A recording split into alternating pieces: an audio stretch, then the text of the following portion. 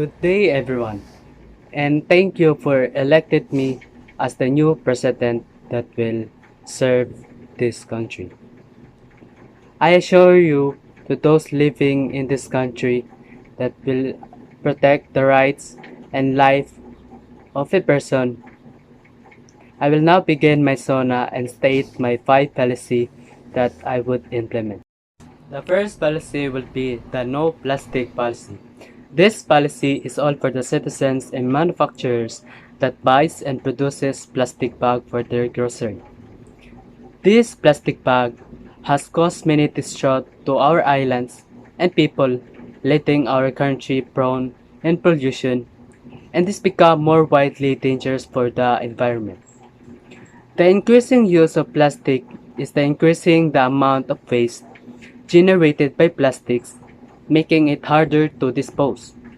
Thus, banning plastics bags is the alternative solution for this matter, and instead, all citizens that buy grocery must bring their own eco bag or baskets for their grocery. This will solve the pollution and gives an opportunity to all citizens living in a healthy condition. The second policy is the free internet access policy. In the midst of pandemic, internet connection is the most essential needs for the students to have access of their online class. Though there are students learning well in an online class, but let's put consideration for those who have a lack of connection. People affected by this matter leading students falling behind academically. There are also instances that students tend to get distressed and commit suicide.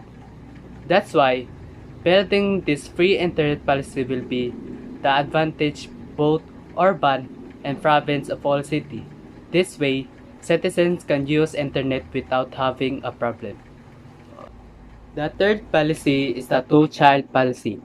Overpopulation has been one of the major issues occur in the Philippines. People suffer from poverty, hunger, and increasing the rate of the children that don't have an opportunity to have a proper education.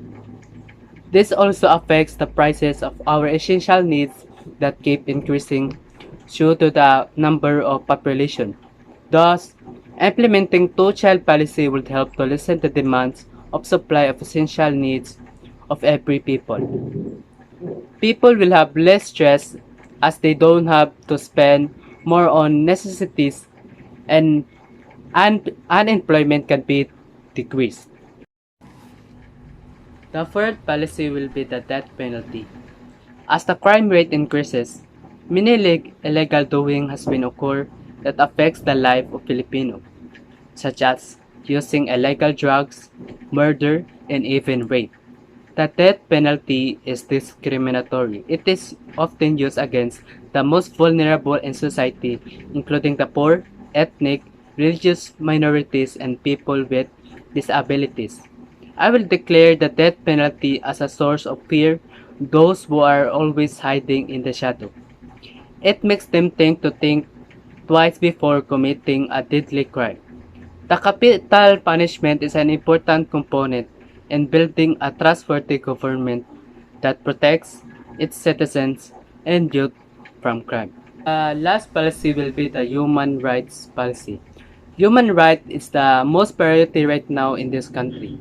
People deserve to show their right and their voice to be heard from all the citizens of this country.